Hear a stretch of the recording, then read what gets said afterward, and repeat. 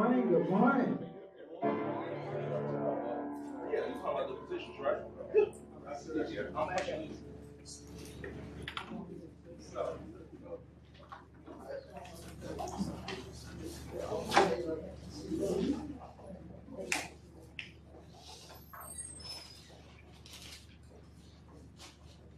I'm Laura McClady, one of the facilitators, along with Jackie Walton Edwards, Mary Johnson, Winston Robinson, Gary Young, Natalie McElrath, who's not with us this morning, but Dr. Blanche Penn has just joined our volunteer team, so she will be our timekeeper, and she's also going to lead us in a word of prayer. We also have Mr. Steve Johnston and Shay Abdullah, who are our website specialists, and Dr. Thomas Moore, our musician. And so our other team members are Carlinia Canty Ivory, Jasmine Wright, and Robert Collins. Thank you all for being here this morning, and we also welcome our listening audience. Our forum runs from 8:30 a.m. until 10 o'clock a.m. And at 9:45, we will pause for announcements and comments from the audience. Announcements, we're asking you to, for the questions that you would ask after the presenters present, we ask you to just give 30-second questions. And Blanche will let us know when will let you know when your 30 seconds are up. That's her sign. And please respect her and stop talking when she puts her sign up. She will also give our presenters an opportunity to answer. We always begin with a prayer. So Blanche is going to lead us in a word of prayer.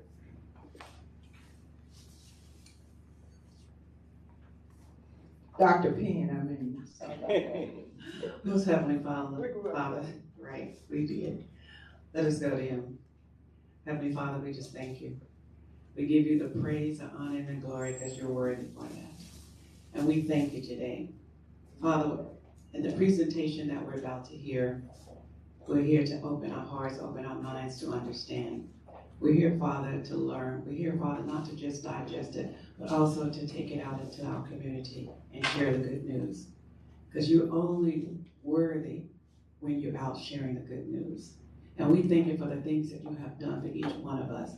And if anyone has any physical harms or anything going on in their body, we just ask for healing, Lord, from the crowns of their heads to the soles of their feet. And we thank you for it, Father. And we give you the most high praise in Jesus' holy name. Amen. Amen. Do we have anyone here for the first time? Okay. We're going to introduce our guest, and thank you all for coming. Will you give us your name and who you're affiliated with? My name is Shamar Johnson. I am a purpose and mindset coach. I have a business, Life by Design.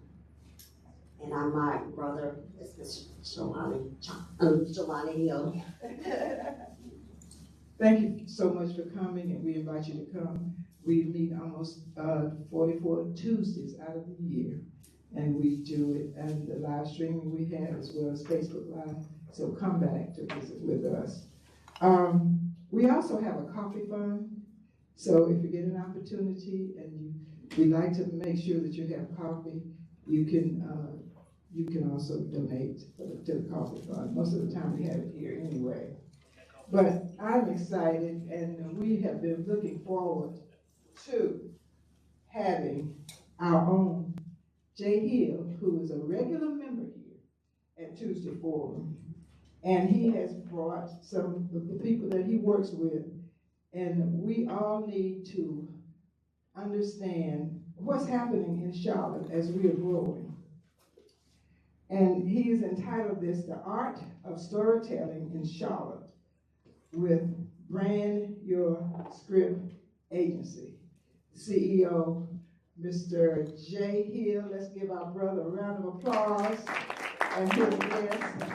I will let Jay introduce the other guests that we have with us this morning. And for you young ladies, since this is your first time coming, we do give them time after the end of their presentation.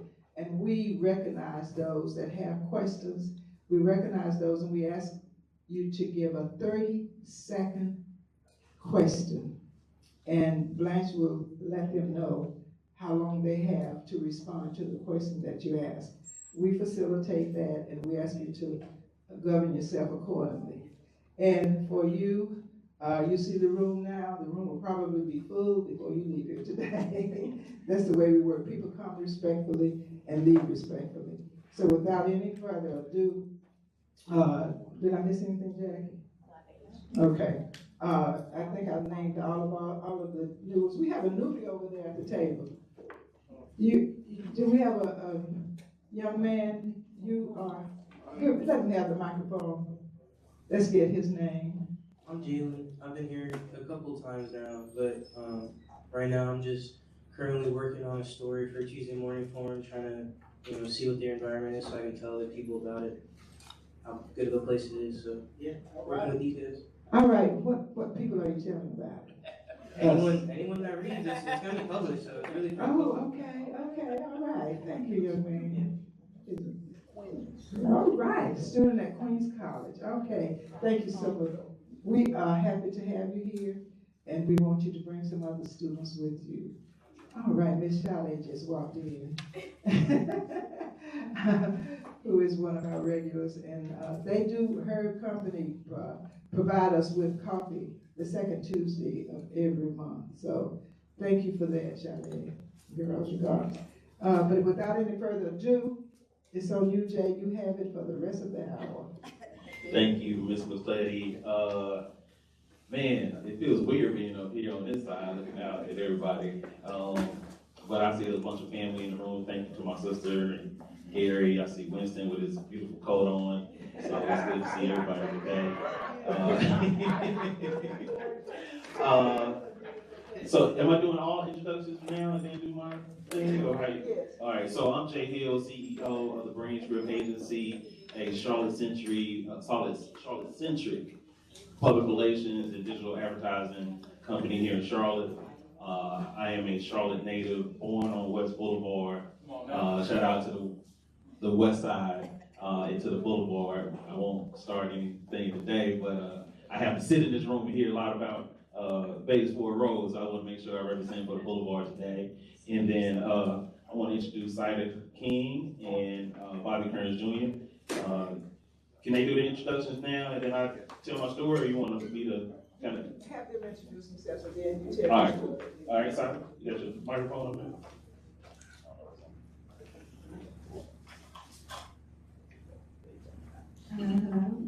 Ooh, I love how I sound on the microphone. So I'm a night owl, and I'm not usually up this early in the morning. Judge me not. But on the way here, I kind of wrote my bio because I'm like, my brain is not going to turn on, and I'm not going to tell you. So I'm going to read what I do. So I'm the founder of Moon King Moments. I'm based here in Charlotte, North Carolina, but originally from Brooklyn, New York. I am a visual content strategist and a third-generation photographer. My father specialized in weddings and family photography, and his father, my grandfather, photography work was more into journalism.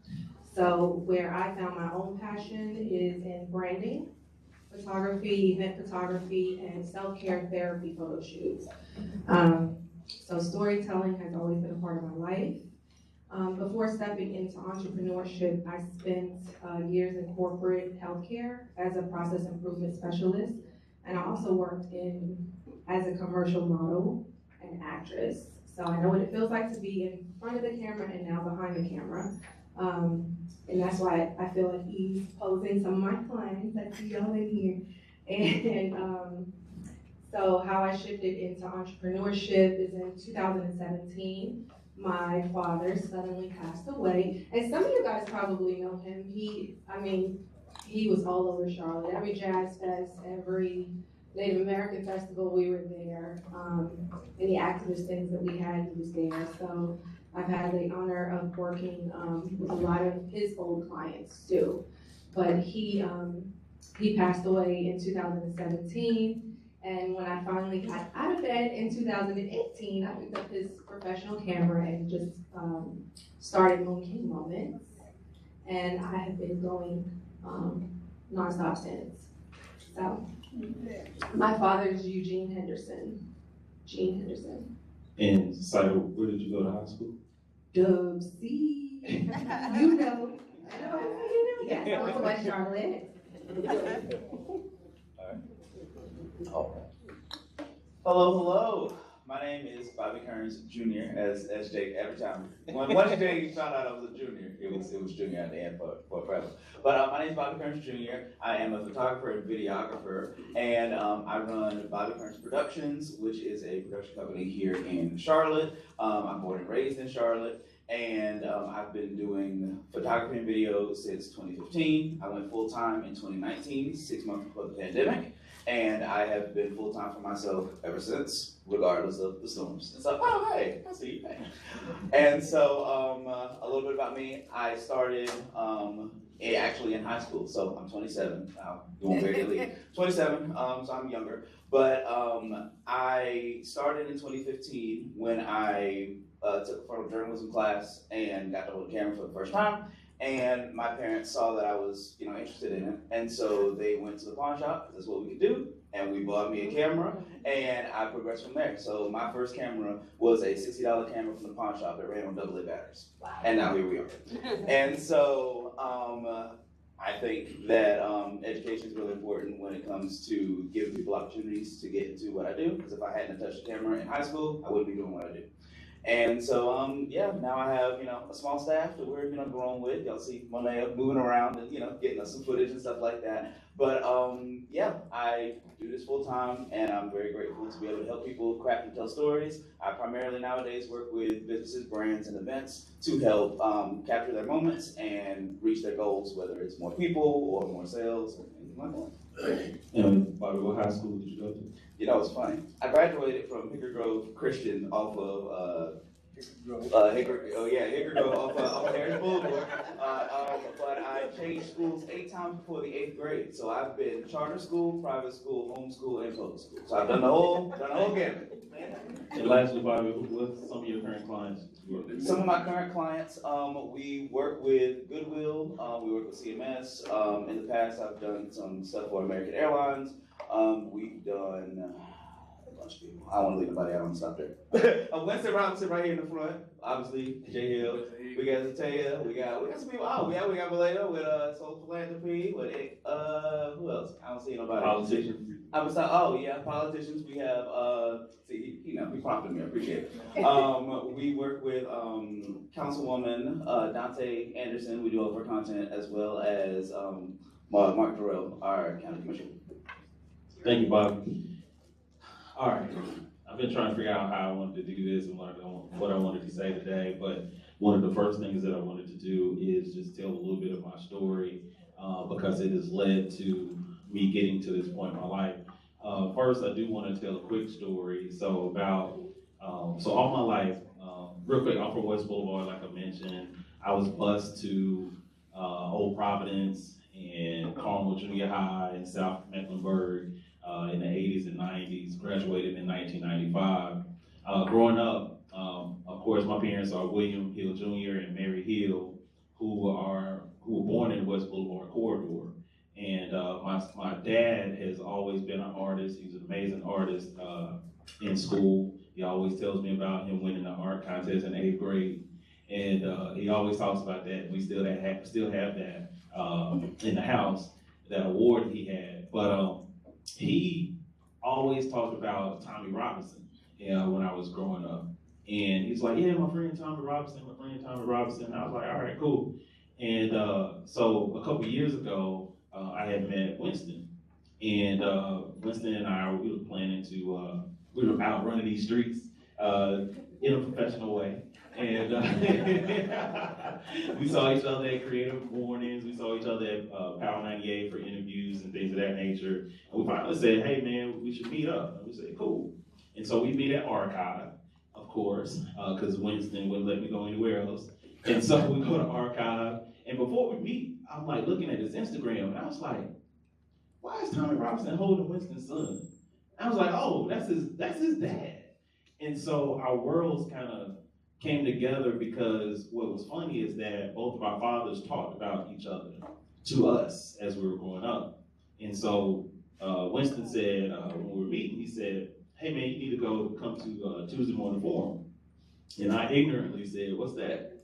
And he said, man, it's been around for 40 years. All of the politicians, everyone has been there. You need to come. It talks about community stuff. It's really important. And I said, and this was a time where I was focusing on making sure that I was obedient. And so the fact that he said that to me, I knew it wasn't a mistake.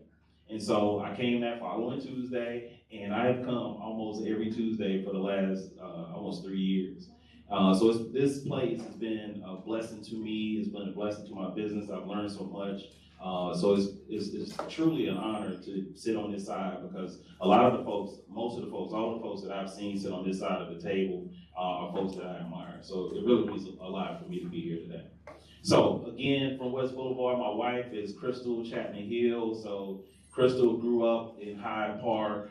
Her parents are Charles Chapman and Phyllis Dunn Chapman. And Miss Chapman actually was a guidance counselor at North Macon High School for like 35 years.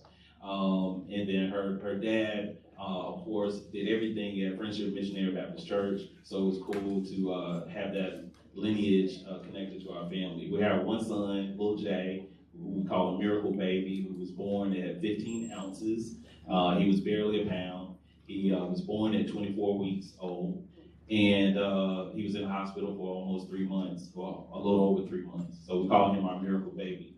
And so that's me. And I grew up off West Boulevard, walking to the barbershop, to the famous Reed's barbershop. And when I was in the barbershop on Saturday mornings, I would see, the Source magazines, the Vibe magazines, and all of the rap and hip hop magazines. And I would lose myself in those publications. And I was like, if I ever get a chance to own my own magazine one day, I would do it. And so, foolishly, I did. And when I moved to Atlanta to go to school, I didn't go to Morehouse. I went to DeVry. And while I was at DeVry, I met a friend of mine who he and I became co-publishers of a magazine.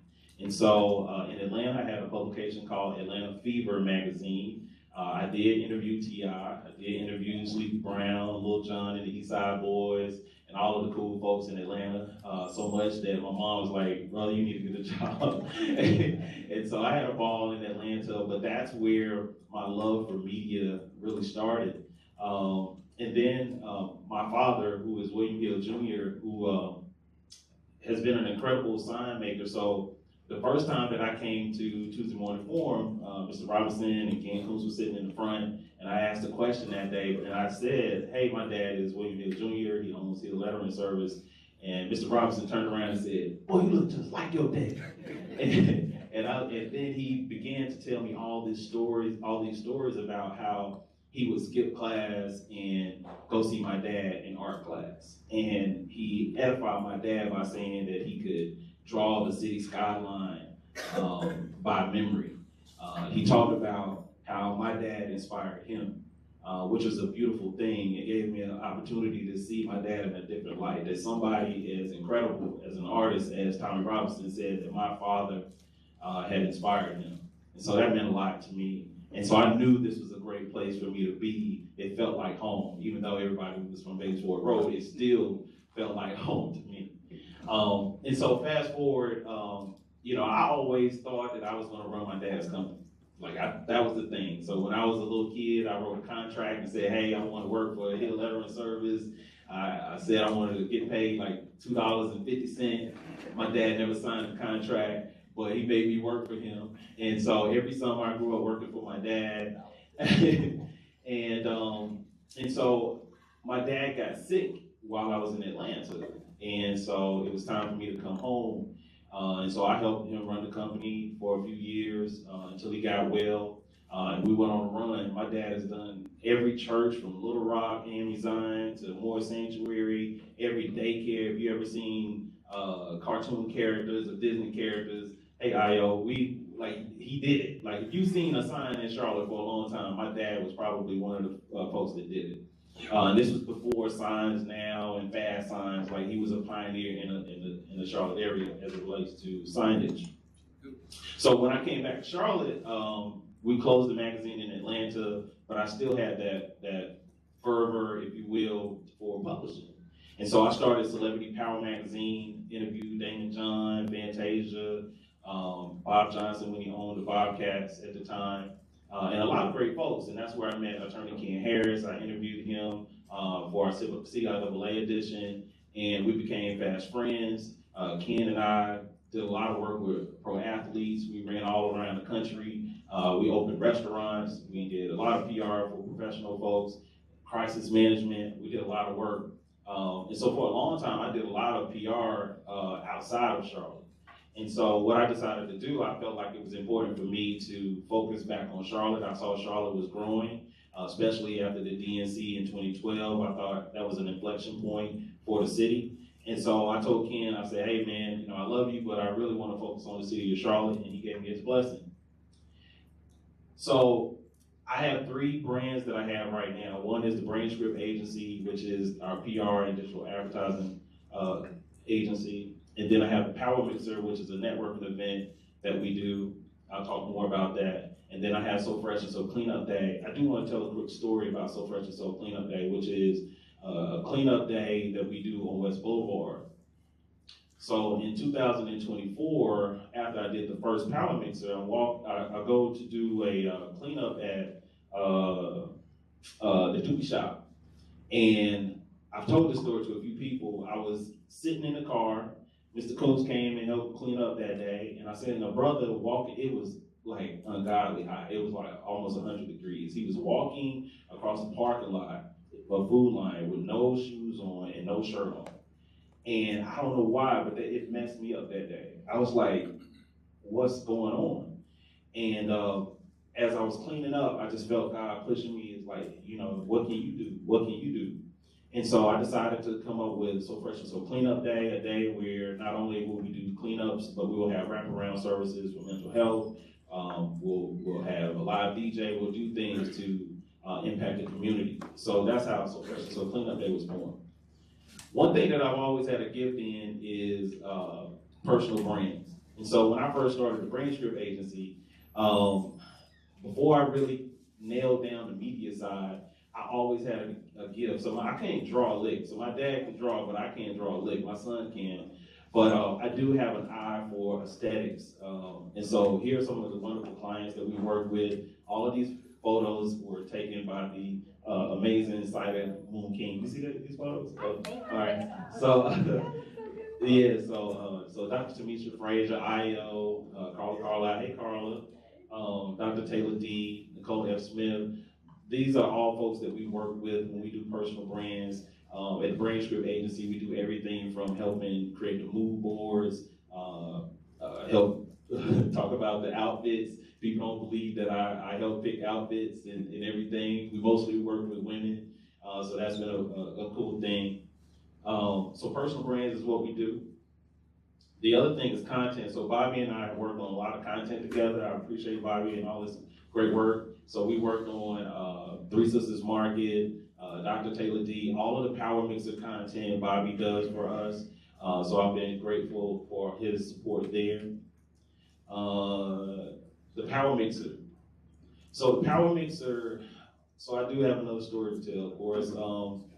So in 2024, I was in Leadership Charlotte, and I had lost probably like 60 pounds and didn't know what was going on. And come to find out, I had Crohn's disease. And so I was in the bed for like 30 days. I could barely walk up the steps, so I just stayed upstairs. But while I was there and just praying and everything, I was moved to bring back the Power Mixer, which I had done before. We forgot to have Winston say, put your phone on silent. Sorry, Mr. Coons, you got the right privilege. But I was moved and pushed to do the Power Mixer. And this time, at that time, Charlotte was in last place as it relates to social capital here in Charlotte. And I said that I wanted to do something, and I'll say this too, and I'll let everybody else speak. At that time, and some people still believe today, that Charlotte is cliquish, that Charlotte has a good old boy network. And I said what I wanted to do was I wanted to put everyone in the room. Now, if you know me, I stay outside, I go to a bunch of events, I'm always on the scene as much as I can be. But what I wanted to do is build connections and make connections with different folks. And so what we do at the Power Mix is put everybody in the room. Because I believe that Charlotte can't take this next step if we don't work together. If it's gonna always be whose guy are you, whose person are you, who put you on, who connected you, then I feel like it's always gonna be a difficult thing for us to take the next step. And so we've tried to have the who's who in the room, but we wanna have all of the creatives, all the startups, all the nonprofits, anybody that has their last dollar, and if they can make it to that event and say, hey, I made a connection that can impact my business, that's what we wanted to build at the Power Mix. Lastly, for me to have built a large agency, that's my main goal, and this is why. If I can build a multi-million-dollar agency, not yet, but as I'm building a multi-million-dollar agency, it allows me to be able to work with others and have impact with them. One thing that I pride myself on is not being a gatekeeper. I want to share my platform, share the opportunities that I have, because I know that moves the whole city forward. But also, I believe it's important to have a large agency because and I've seen this done. So these large agencies, if they see something that is, fun to them, or they think the city needs, or something that they want to do, they'll assign team members, they'll sponsor it, they'll grow these things and make it a thing in a city. I want to be able to do that. I want to be able to say, if I believe Tuesday Morning Forum should have 300 people at it every week, I want to be able to put my resources behind it to be able to do that. And I think that's why it's important to have and I'm just going to say a Black-owned agency that is a multi-million-dollar agency in the city of Charlotte. And one more thing as I add to that, Charlotte is growing so fast. We keep hearing the same number, over 157 people moving here every day.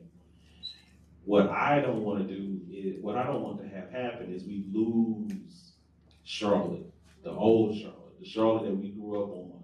I think that both can exist. I think that we can have a way to bridge what has been here and also grow responsibly. And so that is what I'm doing at the Branch Root Agency. So that's it. All right, thank you.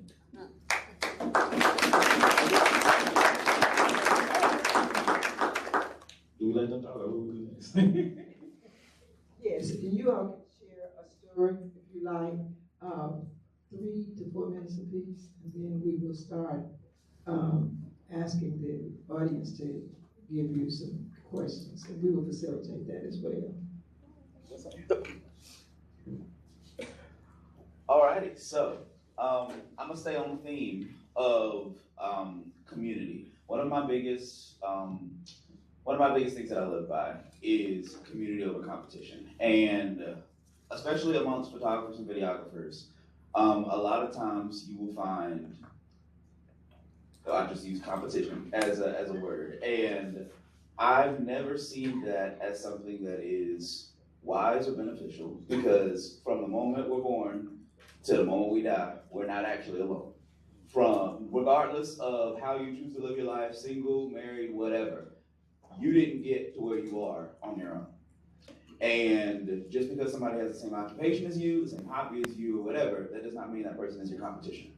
And so whenever I get the opportunity, I share that not only is it people from outside of my occupation, like Jay, who do a really good job of bringing community together, but I also have other photographers who are the sole reason why I have the opportunities that I do. One of our great photographers in Charlotte, his name's Grant Baldwin. He has shot for other politicians and other stuff like that as well. He's the only reason that I work with Goodwill. because he called me one day and was like, hey, they want video. I don't do that. I'm gonna just call you. And I've been working with Goodwill since 2024.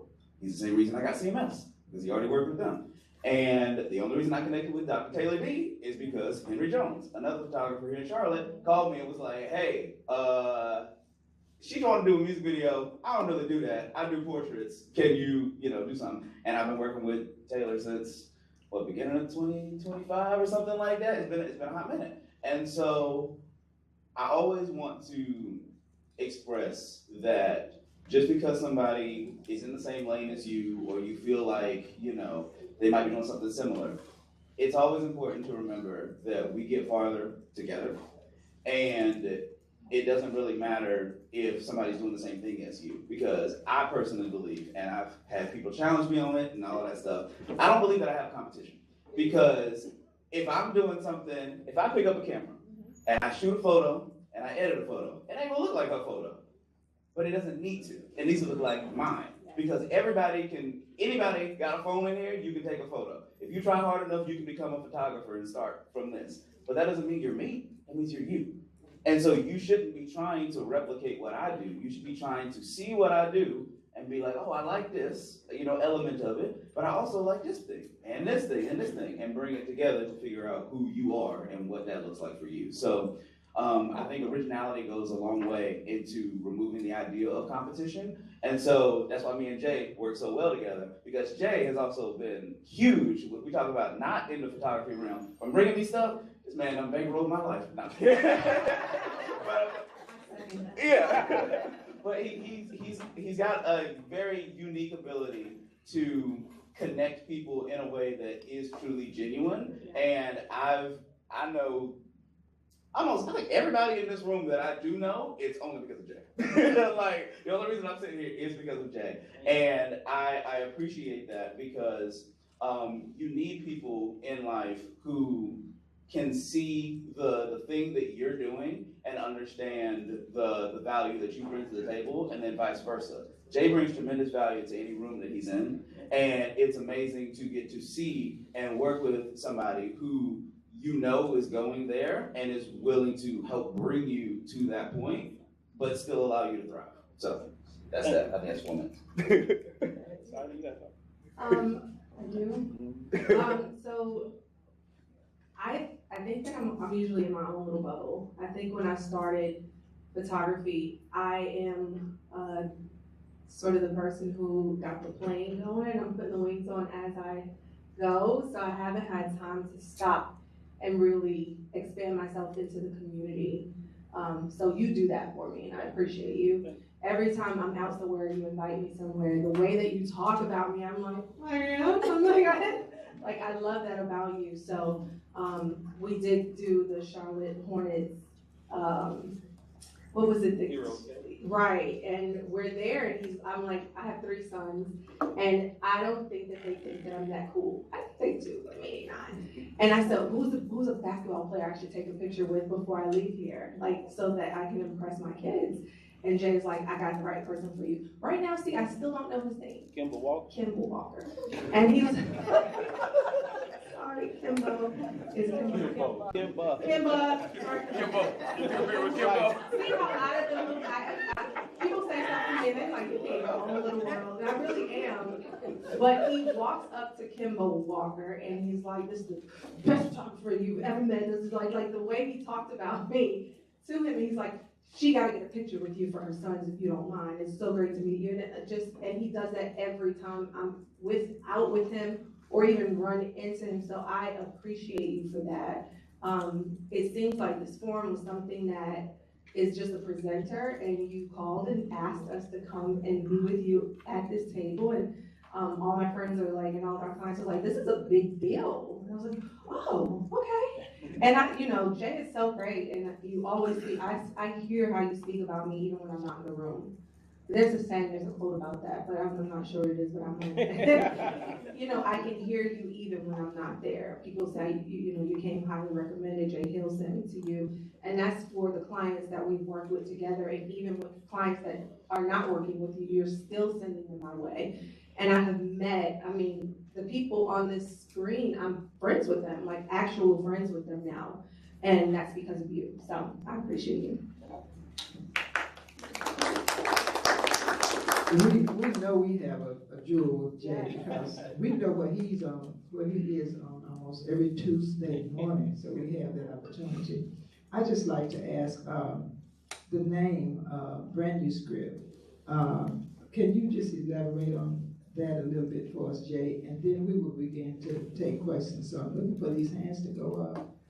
Yes, ma'am. So when I was coming out of the magazine business and trying to figure out what I wanted to do.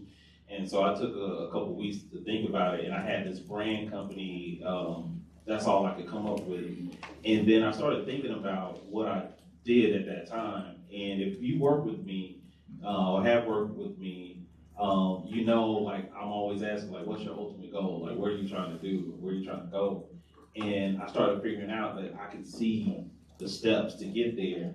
And so it was kind of like a manuscript, like this is a manuscript because it deals with brand, and so the manuscript kind of came out of it. We got our first question from Mr. Ken Coons. Oh my God. Did I get a job? Yes, sir. You know, when you mentioned it earlier in one of our conversations, you said that at that time you were in Leadership Charlotte. I mentioned to you I was in Leadership Charlotte class 4. I know I'm old, but damn y'all sure make me feel old. So my question to you is in regards to the overall city of Charlotte, beyond just your brands and so forth, how do you feel the rest of the city, county, and actually the region have bought into and accepted you as a minority, but not in a minority role? So I want to say this first. First of all, Mr. Coons, I want to thank you for sitting with me, inspiring me. You showed me like what it's like to be a Black man in Charlotte and to do PR specifically at a high level. And so I just want to thank you for all the wisdom, all the encouragement, and all the support that you've given me over the years. You know, I wrestle with that, and I'll be very open right now about this, is that, so I try to be a good dude. I try to be a man of value. Saida and Bobby know that I have a saying, like, if I'm calling you, I want you to know that money is on the line. I'm not calling to play around. I'm not calling just to see what you're up to. I'm trying to give you some work or for us to work together. And so I feel like that I try to do a good job of being a good person. And so that favor or that opportunity comes to me, but I don't want to be the aberration. And so I feel like people have been very receptive to me and what I'm doing. But what comes with that is a responsibility for me to try to open the door for others so that they would treat everyone the same way, and not just because I've been good for them or good, you know, have a great connection with them. Okay, Arlethea. Good morning, Arlethea Halestock, Blumenthal Arts Community Impact Manager. Thank you for everything that you've shared this morning. This is for Jay and for all of you, but specifically to one of Jay's points. Blumenthal is about 20 years old in the city of Charlotte, kind of at a time where things were starting to change, and we have not necessarily always played nice with some of the elders and Charlotte natives. As a larger arts organization within the city, what can Blumenthal do to, as you say, Jay, not forget the old Charlotte, continue to pay homage and respect and lift up those organizations? Thank you, 30 seconds. Hey family, how you doing? I think the first thing we have to do is, like, I keep hearing like Charlotte is becoming. Like, we can't become so much we forget where we're coming from, right? So I think what the Blumenthal could do is, and we tried to do this at the last Power Mixer, which was called Creators in Charlotte, to tap into the content creators, tap into the community. The biggest thing too, tapping into the talent that's here. There's great like artists, singers, like there's a bunch of people here, but a lot of those folks have to go out of Charlotte to go get money and make a living. right? And so we have talent right here in Charlotte that you all can tap into. So what I would like to see real quick, I would like to see influencer videos, PR campaigns that lift up the talent specifically here in Charlotte. Okay, the next person is. Good morning, Io Johnson. How are you? How's everyone? So I've had the privilege, obviously, of working with all three, as you see me up on the screen.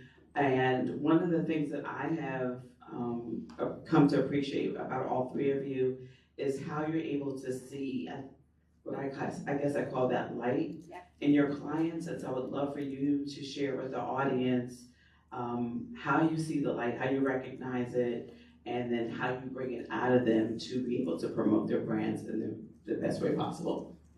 So I definitely want everyone to respond to this. I want to say this first. So IO is like, you know, when the person come back for Easter Sunday and they've been away in New York or whatever, like IO coming back to Tuesday morning form is a big deal. But I do want to say this really quickly. IO, I appreciate every single thing that you've ever done for me, the BrainScript Agency, investing in the Power Mixer, being one of our largest clients. And this is why this is important, what I'm talking about, because IO, when she was at Mental Health America of Central Carolina, she was in a leadership role, and she had say over the budget and who they were going to spend money with. Shout out to Duval in the building. Like, that matters. And so having people in place to be able to make decisions, that impacts the other agencies and vendors that we work with. But for me, it's all about a connection. Like, I know what you like, I know what you don't like. And so it's about making sure, asking you, like, what is the ultimate goal? But for me, it's like this little sixth sense where I can feel your energy and I know what, like, makes you want to be successful. And so that always drives me. So I don't know. Same. Working with IO has been a pleasure. Thank you very much for all the support and bookings that you've given me as well for events and everything. I think for me, being on the other side of the camera for so long, with my grandfather being a photographer and my father being a photographer, I had to always be on camera. I also teach photography to a program that prepares students for college and higher education, which is Upward Bounds at Queens College. And so I teach them photography in the summer, and I love that. And I could see where they're maybe have some insecurities and bring it out of them, and the same thing with adults. So when I work with anyone, to bring the light out of them is just the feeling. It's a feeling. I can tell when you're feeling some kind of way. I try to reassure you of, you know, we're all imperfect. I love the idea that when people say, well, we have AI now, right? And you can make a photo shoot with AI. And I had a photographer reach out to me. He's like, how are you feeling about this AI thing? And I was like, I don't care. He's like, it's not affecting you? And I said, well, I mean, a little. But when I bring people into the studio, it's a experience. It's not just me bringing you in and snapping pictures. Every shot that I try to take is intentional for your brand. And if I see you feeling any kind of way, it's just a feeling. It's a feeling. I can tell when you're feeling some kind of way, when the outfit doesn't feel good, when you're not sure what to do with your hands or what you're doing with your brand. It's just helpful for me to just know that and just intuition. So real quick on the AI thing, if somebody asked about it, and we'll expound. But yeah, AI, you can be worried about it, or you can just accept it and figure out to use it as a tool instead of replacing you. I mean, my whole thing is video, as you see. Every day on your feed, that's a whole thing, but it ain't gonna replace us. As far as finding the light in people, one of the things that I really like to do is, especially on my discovery calls, when I first meet a client, a lot of times those calls, well, not a lot of times, when you schedule a call with me, the call is supposed to last 30 minutes. If you end up working with me, your call probably lasted longer than 30 minutes. That's because that 30-minute time is for you. That's to not scare you off from like, this call about to last 45 minutes because I want to connect with you. Because in order to work with you, in order to achieve your goal, I first have to understand where you're trying to go. Just like Jay said, I need to understand where you're trying to go, but I also need to understand who you are. Because before you even get in front of the camera, I need to understand, what do you talk like? what do you, like you said, what do you like, what do you not like, but also there's so many different ways that I could capture your event, capture your commercial, capture your whatever, that it's like, I need to understand what are your inspirations and where you're trying to pull from. A lot of times people don't know what they want until I have them talk for a long time and then explain it. If I ask you like, hey, describe your commercial for your business in 30 seconds, you don't know. But if I talk to you for a good little bit of time, then I can understand like, oh, okay, based on my past experience, we should shoot here, here, and here. You should probably be wearing something like this. This is kind of how the script should go along, and I can give you a framework. And you know, it allows you to not worry about the complications of the thing and just actually get in front of the camera and do the thing you want it to do. Nobody started their business, for the most part, nobody started their business to make content.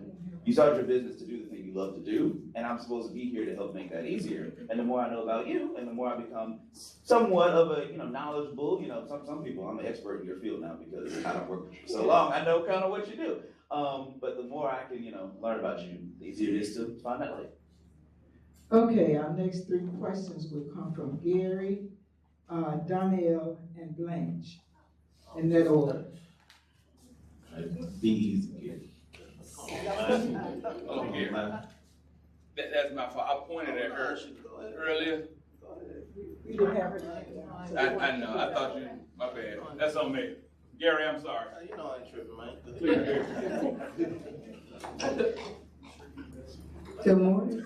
Good morning. So I'm in the middle picture, y'all, just so you can tell. Oh, yeah. That's me. And authors are also in Charlotte, right? Yeah. My question goes back to kind of what I saw when I first saw the notice about this event. It's about the art of storytelling. So I want to ask you, why is it important to be able to tell your story, and why is that considered an art? Just an easy question. Yeah. I'll try my best. Like my story, personal story, if I'm hearing that part correct, I have not always been big in telling my story. I try to, as a publicist, I'm always pushing someone else's story. But over the past couple of years, people have told me the importance of me telling my story and sharing what I'm going through and what I'm doing. And because I've been willing to do that, it's allowed me to control my own narrative and also help folks understand what my mission is. So when I'm not in the room, they understand to think of me in that moment. But as far as the folks that we work with, I remember there's tons of folks in here that I've either worked with or have a relationship with, and I feel like there's a lot of stories in Charlotte that don't get told. And so because of that, that's why I feel like it's a responsibility of mine to be able to see opportunities to get those stories. So if I have relationships and connections and favor in the media, then I may be able to lean on that to be able to get someone's story and get media coverage for folks who've never been on TV before, never been on radio before. So that's why it's important for me. I think, To the right there. Thank you. So storytelling is human nature. I mean, we've been drawn on caves and walls of caves since the beginning of time. It's how we communicate. If I told you that I was a photographer and that was the end of the story, you won't remember me, but I tell you how I became a photographer, that I'm a 3rd generation photographer, how I cried for a year when my dad died and I picked up his camera and went for it. And it's all about storytelling. The challenges that you have sometimes with social media, which is what I primarily focus on, is we just post a picture and keep it moving. But the ones that are winning right now are the ones that are telling the story about the grocery store run they had today and what people say. Is everything is so interesting to us when it comes with a story, when it comes with highs and lows. For me, I love to take pictures, and I'm even now becoming even more intentional because everything is converting to storytelling with social media. If you look at the stats, the ones that are telling the stories are winning right now. You're getting on camera and you're talking about it, you're winning. So with me, it's like, if you look at, oh, hi, Abby. When you look at a picture, can you tell what that person does right away? I mean, we shot for hours with each of these ladies, but Dr. Taylor Lee, if you saw her picture, would you understand what she was doing? in a story. So I like to kind of paint the picture so you don't have to do so much of it. I work with a lot of people who are uncomfortable in front of the camera, and if I can just lead you to tell your story without having to speak on it, I've done my job. So the easiest way to not be forgotten is to tell people why you shouldn't be forgotten. And I got a couple options of what I could go down. But the first time that I realized that I wanted to actually document stuff was when I was in 8th grade and my parents surprised me and my brother after school. And they already had all the bags packed and everything like that. They were taking us to Disney World. And I never in my life, at the humble age of whatever you are in 8th grade, never thought that I would get to go to Disney. We had this whole VHS tape that I would just watch, and I thought it was like a movie. Turns out it's just one of those advertisements that they send you, they mail you to the house to get your kids hooked on Disney World. And I was like, man, I would watch that thing all the time. Until a couple years ago, I was like, I was just watching an advertisement on Disney World on all the parks and it was stuff right.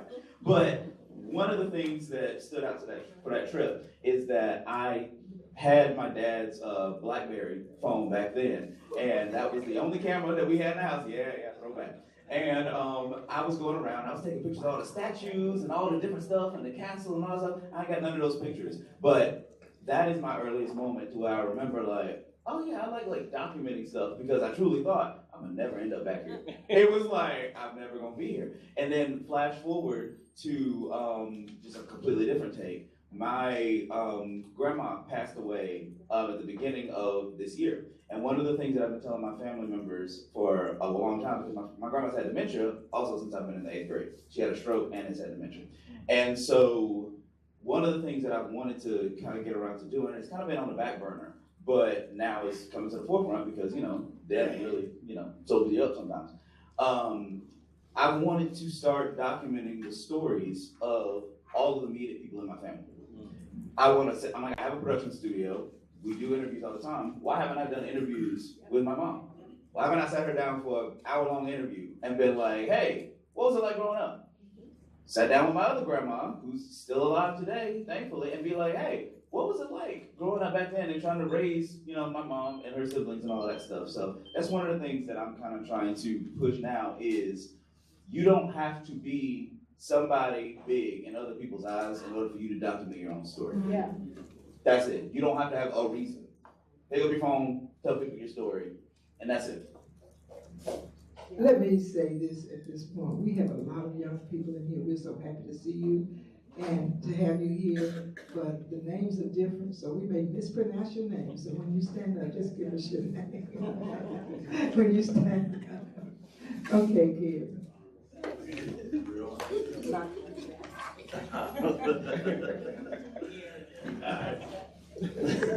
Give me a good one, bro.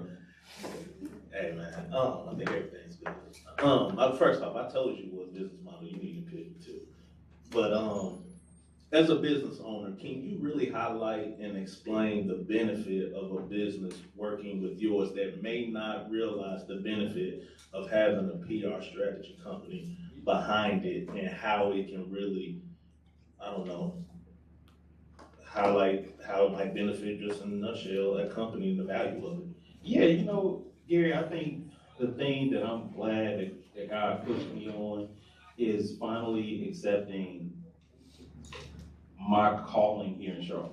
Like I grew up like not caring about Charlotte. Like I grew up and I was like, man, when Charlotte gonna blow up? When is gonna be the next New York? When is gonna be Atlanta?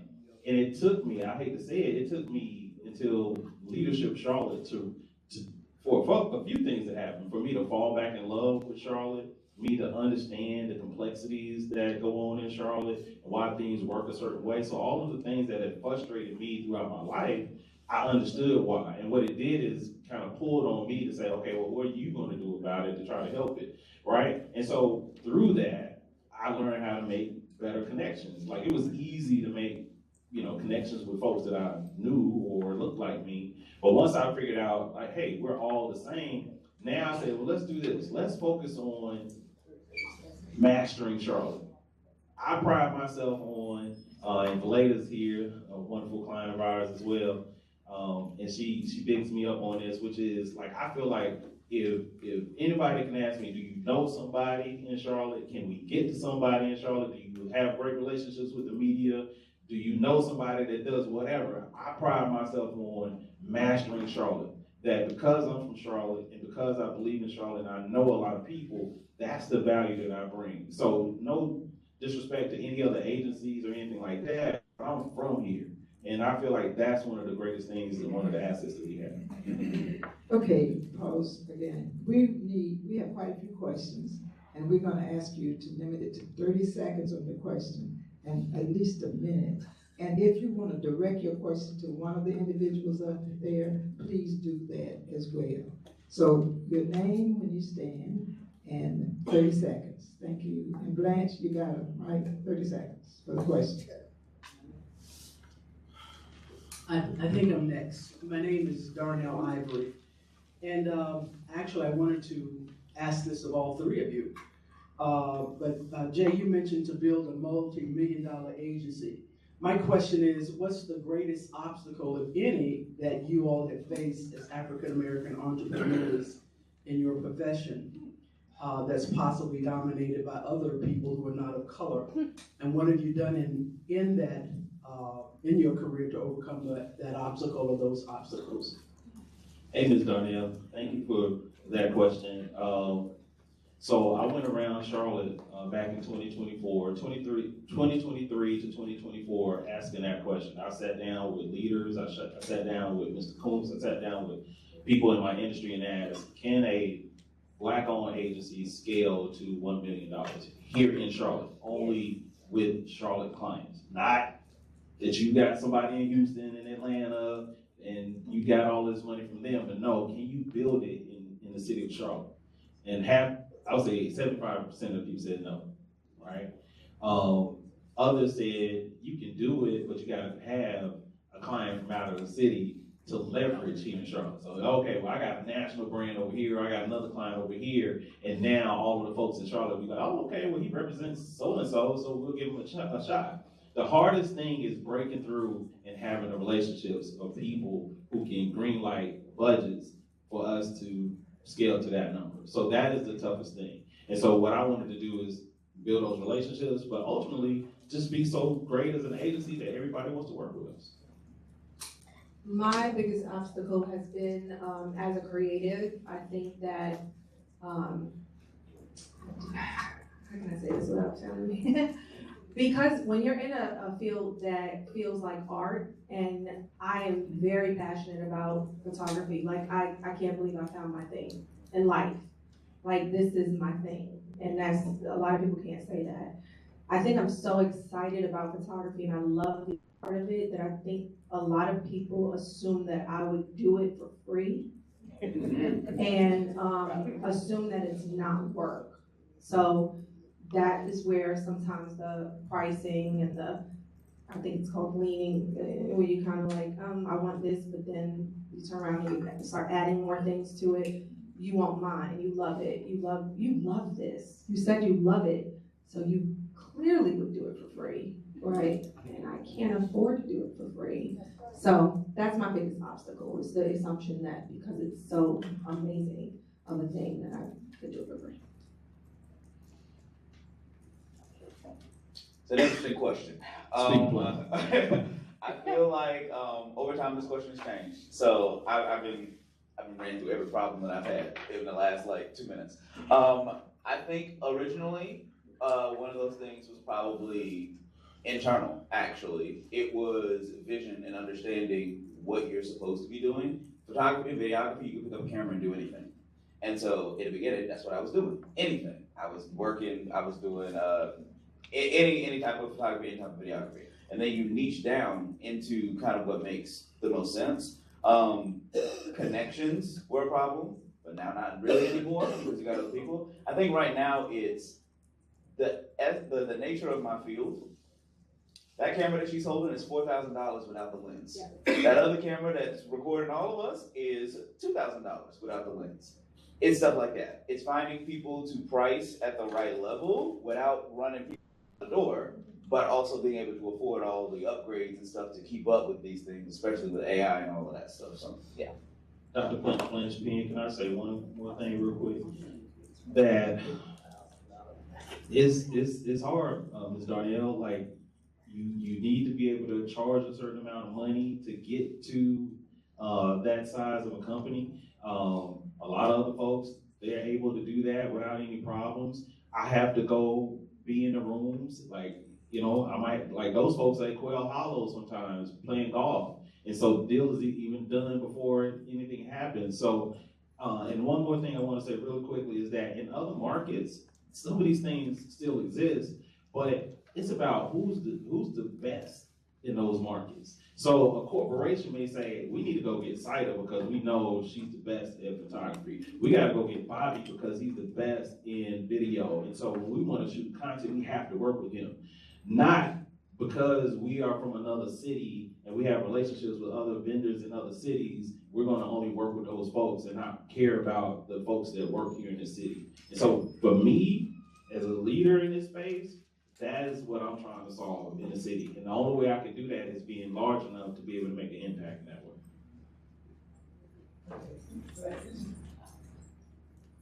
Good morning. I'm so glad you talked about free, because they treat us that way. They want everything free.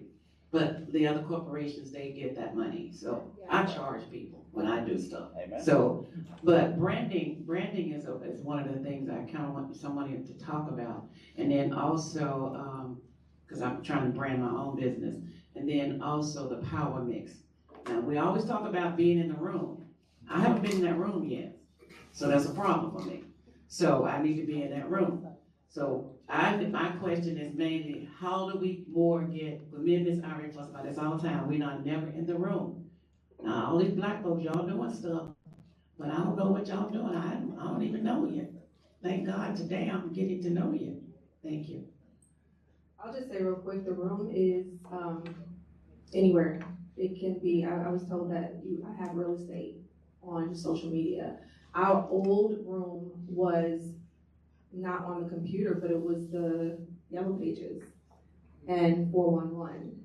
And so when people come in and they're like, oh, I feel so uncomfortable doing this and posting and this and that, it's like, this is your 411, this is your Yellow Pages, this is your business, and you get to do it for free on these platforms.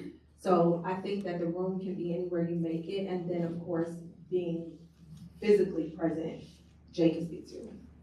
Well, I want to say this about being in the room. So Winston invited me to Tuesday Morning Forum. I come every week because he asked me to come. Well, that's the first reason I was here. But also I know that me being here supports the event. It makes more people be in the room. When I post every week, people like get disappointed if I'm not here. And they like, well, I didn't see you post. And so we have to support each other, right? And that means attending each other's events, making sure that we invite people. Like, I spent a lot of money marketing the Power Mixer, and people say, I didn't even know you was happening. And so, like, we have to find ways to make sure that we're in front of everybody and make sure that we know about the rooms and go attend and support people's stuff as well. And real quick, that is why if you are creating content, which everybody should be, because you got a story, a brand, all that. When you are creating content, that's why consistency is key. I don't exist because you can't pick up the camera and do it yourself.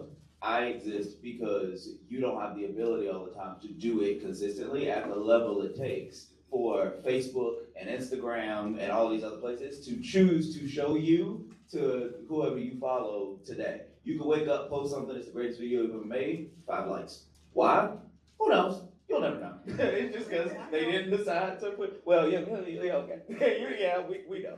But, like, there's so many different things, and it's really about consistency. That's the key thing, is that if you consistently show up, don't count on you just saying your story one time and expecting the whole world to see it. Because whether it's the greatest story in the world or it needs a little revision, it doesn't matter. If you don't tell it over and over and over and over again, people won't know. People won't know where the rooms are. People won't know, your story. And not to get discouraged too with social media. When you guys do post something, like I spent 2 hours making this post and I posted it and only 5 people saw it.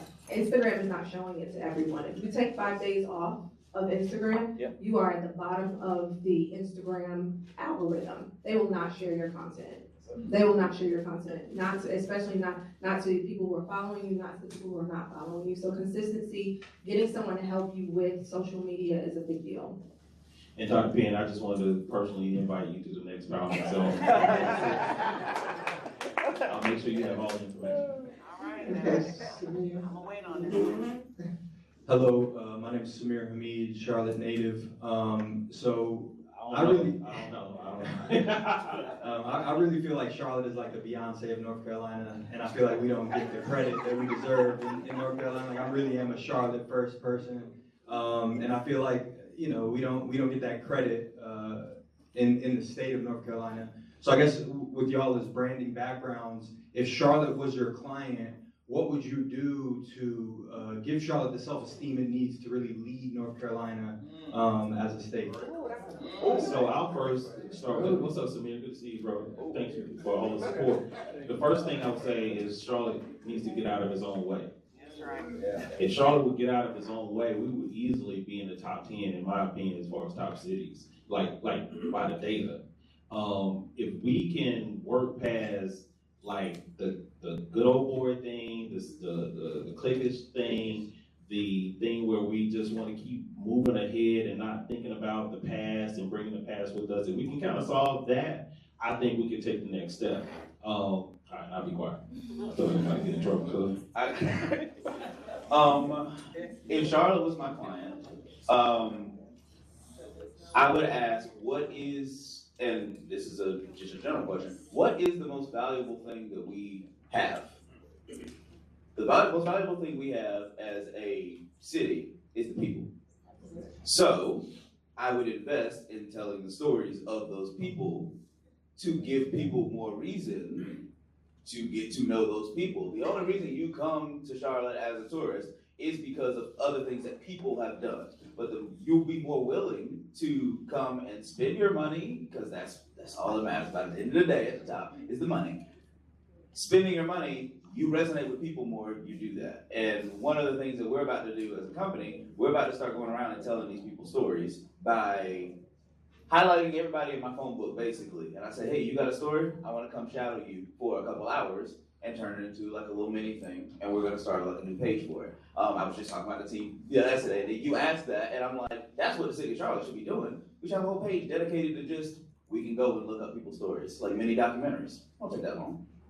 Yeah. Okay, we're running out of time. So, our next question, and directed to the person that you'd like to answer. If you'd like all three of them to answer, you all have 30 seconds apiece. Light it up. Hi everyone, my name is Kania Alderman. I am also a Charlotte native, and my question is for all three. Jay, you mentioned earlier that after your magazine, you were asking yourself, what's next? And I consider that a pivot, and that's where I am at in life. So I wanted to ask, what's an important lesson you learned during a period of transition / pivoting to what you're doing now in the creative space? See me after this, but I would say the first thing is first spend more time with God to make sure you're quiet enough that you're seeing what He's trying to do in your life. The other part is like not jumping off like and pivoting too early. A lot of times we jump off of the path that God has for us because we start getting in our head and we want something faster than it's supposed to happen. One of the things that I really wish I would did more of, which is like master the moment that I'm in. Like now, if you know me, I'm in my moment. So like I got a big moment at 1 o'clock today that everybody's going to hear about, but I'm going to be present today. So I would just say that make sure you're maximizing the moment that you're in. Assume you're gonna win. Make the plan that like I said earlier, I'm flying a plane and I'm still putting the wings on, I'm still getting this done, and I didn't know it was gonna do this. I didn't know I would have a studio. I didn't know I would have 2 different businesses. I didn't know people would start asking me to help them with their visual. I didn't know that people would ask me, can you dress me? Can you give me guidance on where my brand should look like and how I should show up on social media? Plan for the win. Like get everything in order. Do not start giving away everything for free because you are so excited to work with somebody. I'm so excited, I'll give you everything for free. Charge your worth and assume you're winning. Those are good. Also, now I think we all in anticipation at what's at 1 p.m. But I would say, in addition to what they said, 'cause those are amazing, have the people around you that make the most sense for the moment.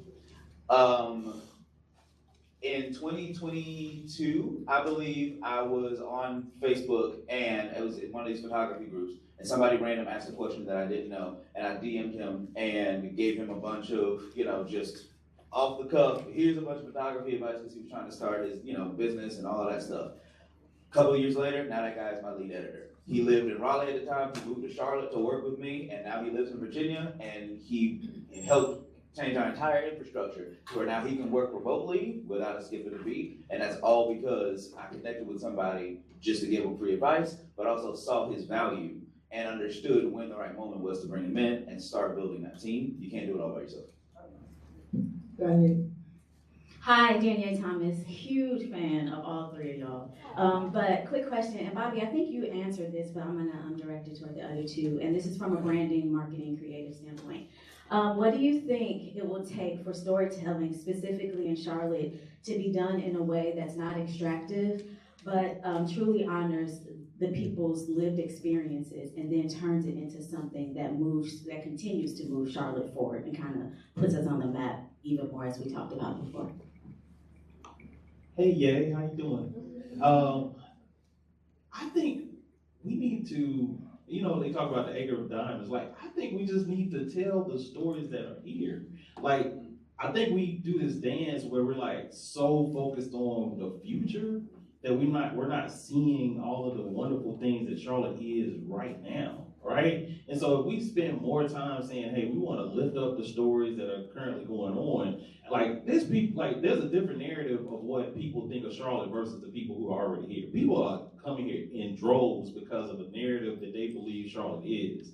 I think we need to find out more about why that is, why they're coming here so much, and also amplify the stories that are currently going on. I agree. Bobby talked about going around and doing interviews with his family members. Last night I pulled out boxes about this high from Charlotte. When we first moved here, my dad would take us uptown every weekend. We were at Discovery Place, we were at the Native American festivals, we were at Jazz Fest, the car shows. They used to have car shows. I don't know if they still do, but he has pictures of when Coretta Scott came into town. He has pictures of when the Panther Stadium, it was just nothing there. I was looking at pictures of that. So tell the story and maybe fuse what we have going on now. As a third generation photographer, I could fuse my dad's story to mine, and it kind of plays that part of telling a story that's already here and what's to come. The people that are already here can be the future if we allow them to be. Yeah. So to piggyback off that question, also I think it's more than a personal pursuit or a personal endeavor to explain who you are and who you come from. Your family is very much part of your business models. Again, you're William Hill's son. I was talking to Bobby 2 hours before I realized, oh, that's Travis' nephew. So again, Kearns, that last name, I would love to see your father's collection. I think that is how you engage Charlotte, by engaging Charlotte. And I wanted to know more about your family. So if you could just give us quickly a piece about more of your family history. I think I've kind of talked about my family already, where my dad was a photographer here in Charlotte, and my grandfather was a photographer in Brooklyn, New York. So just always having the camera. Even when I was in high school in West Charlotte, I was the girl who always had that little camera. And I would take them home to my father, and he would give me another one. So I was taking pictures in the hallways of Charlotte. I have so many photos from West Charlotte in those 3 years that I was there when I graduated. So that's really my story. It really is pictures. We have events at my house where we would go to my parents' house and pull out crates and crates of photos. We're the ones you call, our family's the one that you call when we need an obituary picture. And the sad part about that, there's people who are like, I don't like taking pictures, My father was a photographer his entire life, and we could not find an obituary picture that was good enough for him. Take the picture. Yes. The reason my business is named Bobby Kearns Productions is not because my name is Bobby Kearns, it's because my dad's name is Bobby Kearns. And when I was in high school, I said, my dad has such a good reputation, I'm gonna ride off of this. I've been doing it all my life, I'm already a junior, he already gave me the blessing, he gave me his name. And so my dad is a pastor, he's been a pastor basically my entire life. He done a bunch of stuff, but he was a mailman, I think right before I was born, or not, right after I was born. And he said on his mail route, God called him to quit that job that he had just got a promotion at and become a pastor. And so the reason that I do everything that I do, but also do the stuff that people don't know, like I'm the minister of music for my church, and I learned piano when I was in the 9th grade by ear, because we started our church up in Cornelius at the time, with just me, my mom, my dad, and my brother. My brother plays drums, I taught him how to play. My dad plays bass, my mom sings, and I sing, and we do praise and worship. So that's it. I want to say something too. Y'all notice how all three of us are entrepreneurs, our fathers were entrepreneurs. Dads make a huge difference in the household. Amen. But shout out to my mommy too. I love you. Yes. Okay, G-Man, and then we have. G-Man, okay. Good morning. I'm Orlando Gilmore with App University. G-Man from Winston-Salem State University. Pleasure to meet you all. He gave you G-Man. Listen. Okay.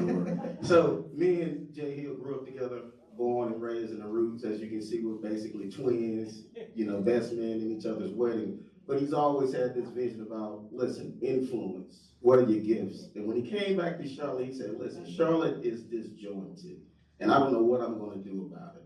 And then I asked him, I said, do you have a plan? He said, no, but step by step, I'm going to get there. So from a strategy perspective and from a data, you have been able to allow blacks to get on television more than I've seen in the last 5 years. So when we talk about impact and data, talk about your vision of not using the traditional means, but building those relationships to get them where they really need to be on the best platforms in the city. So anybody that's in nonprofit that needs to do impact reports, please go see Orlando Gilmore. You will not be disappointed. But appreciate you being here and everything you've done for me in my lifetime. I appreciate it. It hit me one day. I was sitting at my desk, and I don't know if people know this, but like when you're pitching to the media, like nowadays you have to like almost write the segment. Like, hey, this is what you want. This is what whoever is going to talk about. Here's the questions, here's the talking points. So you basically build the segment. And I was like, well, hold up. I'm basically telling people what, like, I control this. And so I just like, all right, we running. Like, so anybody that was a client that you want to be on TV? You want to be on TV? Let's go. So I just thought it was my responsibility to share more stories of our community because of the platform and because of the responsibility that I have. Okay, we're kind of running out of time. Did you all want to respond to that? No. Okay, Walter. Good morning. I didn't stand up earlier as a first-time visitor because 8 years ago, when I was leading Innovate Charlotte, I came here every week to meet and see you wonderful people. So I'm very happy to be here today. And the reason I'm here today is because Danielle Thomas, and she told me that Jay Hill was one of the person. And I saw you advertise this on your LinkedIn. I said, I'm coming. So I'm here today for that. And Bobby, we talked last week. Sorry I haven't met you, but you seem like a wonderful person. My bottom line is I run a company called Inkwell Tides. Our story, our mission is to preserve the stories of Black heritage and to create artifacts for those. It's grounded in my family's 100+ year history on Martha's Vineyard, Oak Bluffs. And our intention is to create an opportunity for everyone to tell their stories. So I've got a kind of a call to action question. This might be for everybody here, but you guys can answer first.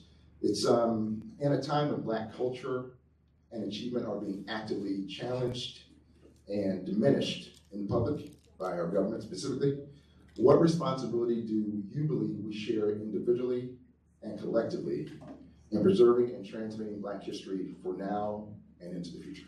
Can we get just one answer? I got you. Y'all clear out. So I'm gonna channel my Winston Wilmore Robinson right now. We need to be unapologetically Black. We need to be ourselves. We don't need to shrink. And we have to tell our own stories. We can't wait for anybody to tell our stories. That's what we have to do. And also, do you know Valeda? Valeda goes to Martha's Vineyard every year. All right.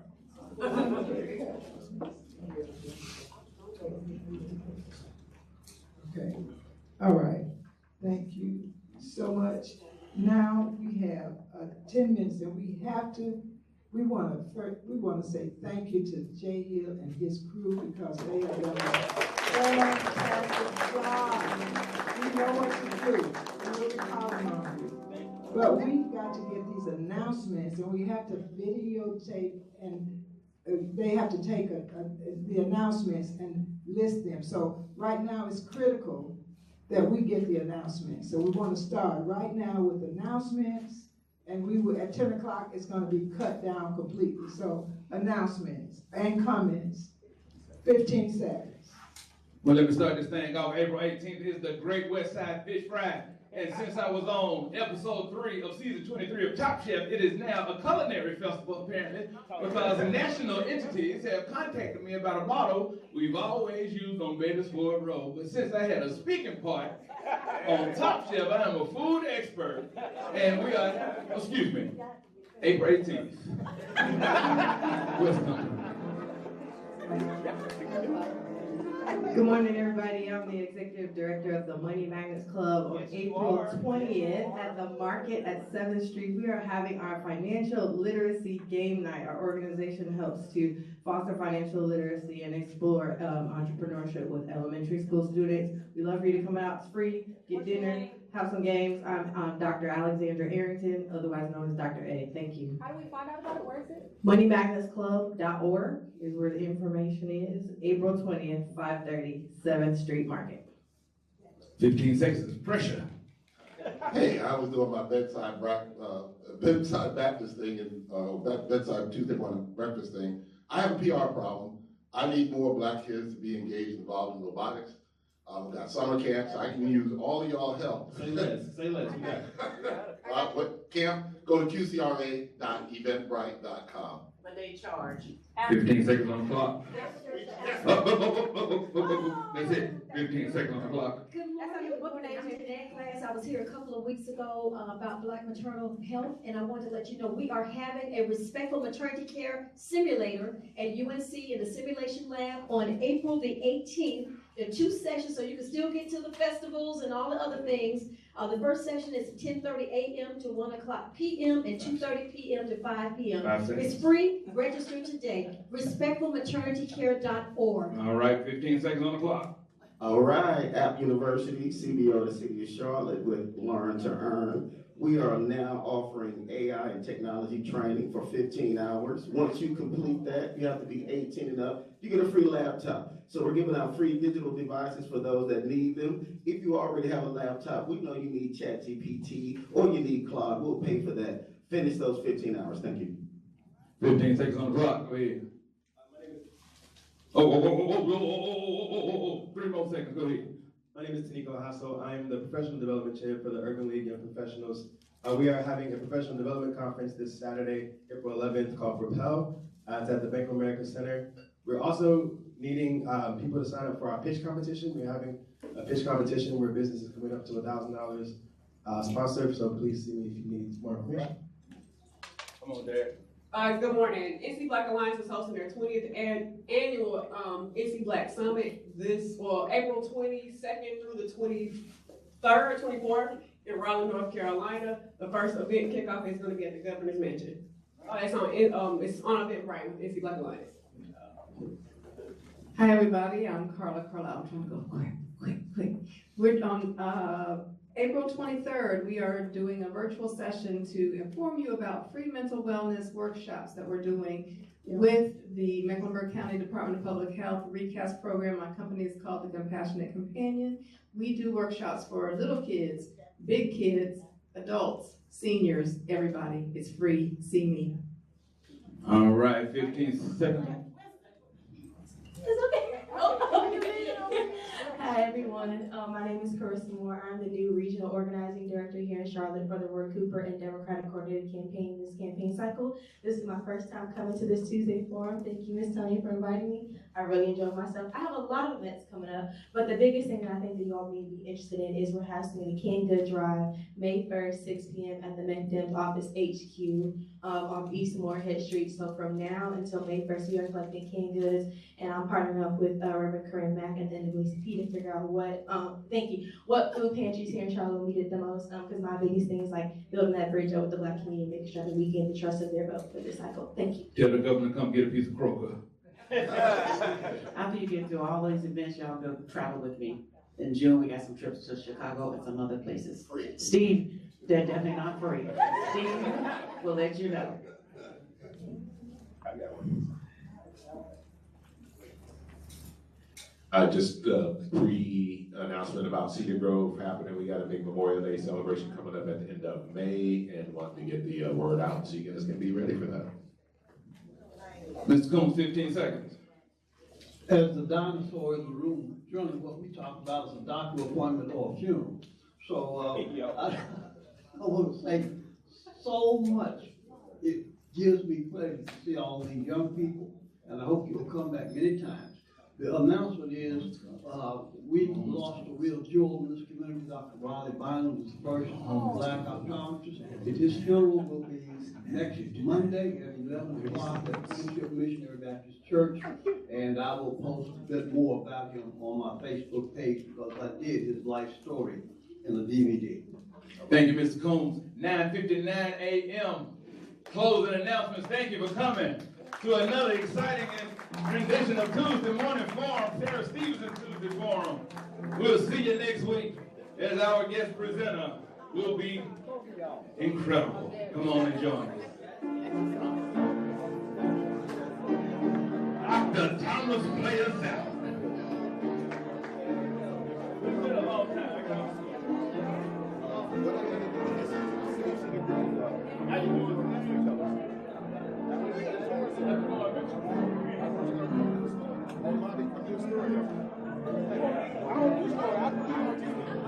Yeah, I want Bobby to do my story. Yes.